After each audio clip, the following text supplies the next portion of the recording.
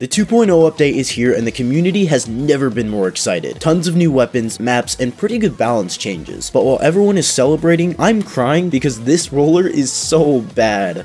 While I should have been studying for a stat test, instead, I was having a breakdown over this. The big swig was leaked early with stats and gameplay and it looked really fucking bad. Now that we have it in game, I can confirm that this thing is really fucking bad. Okay, so I'm a competitive player, I've been manning roller for 7 years, so when we finally get a new roller, which has only been twice, it's like Christmas to me. But they somehow made this worse than undercover. The only good thing about it is the paint output, which is fantastic. It's consistent unlike the other rollers, making getting it special very easy. It's also almost as long as the dynamo in both painting modes. Sounds great, too bad that it's too weak to do anything. It's a roller that can't one-shot unless you do a vertical flick, which has less kill range than the base roller, and vertical flicks aren't meant for up-close interactions, because it's slower than the base swing and meant to get people from afar or in lower or higher positions. This could have been a fantastic weapon if it weren't so weak. The tri-stringer kills faster than it does. For fuck's sake, the carbon roller at a long range kills faster than this thing. In this video, I discussed how it would most likely be like the carbon and be weak at a long range, and how it wouldn't be like the Octobrush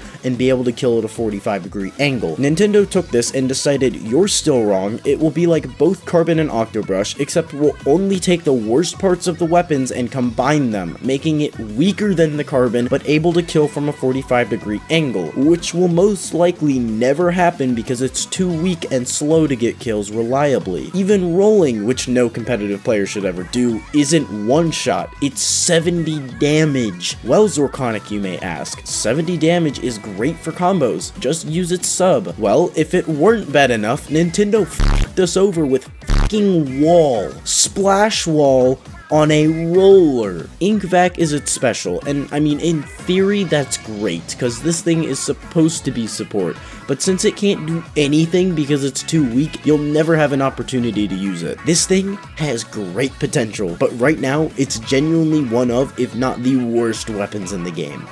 On the complete opposite side of the spectrum though, the rest of the new weapons and kits are fantastic. The Splattershot Nova plays nothing like how I expected, but it's a solid enough primary weapon. While it is a 5-shot kill and doesn't have the best paint output, the weapon makes up for it with its long range and fantastic kit. Both Point Sensor and Killer Whale make it able to locate opponents super easily and have a decent kill time. While I think it should have better paint output similar to base Splattershot, it's pretty solid for where it's at right now. As for the Snipe Rider, the weapon y'all were most hyped about playing, well, I kinda suck with chargers, but I mean, I think it's okay. It has a slow charge that grants 5 shots, but each shot only does 60 damage, which isn't even combo potential. I mean, it doesn't really matter because this thing just has Sprinkler, which won't do anything. And while the TAC doesn't have a place in the meta right now, it is good on this thing since it'll be playing backline. And the new stages are honestly fantastic. I made this tweet saying that Brine Water looks like a table turf stage, but actually playing on it, it's better than I thought. Each base is big with about 5 different ways to get into mid, and while mid is a bit too small,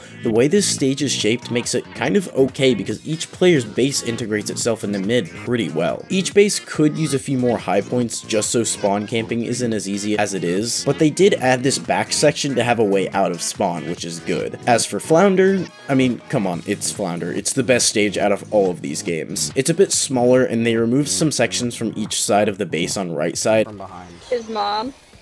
I forgot that. Oh my god. I'm so used to the first game. As well as making the overall stage not as tall, but it is still a fantastic stage.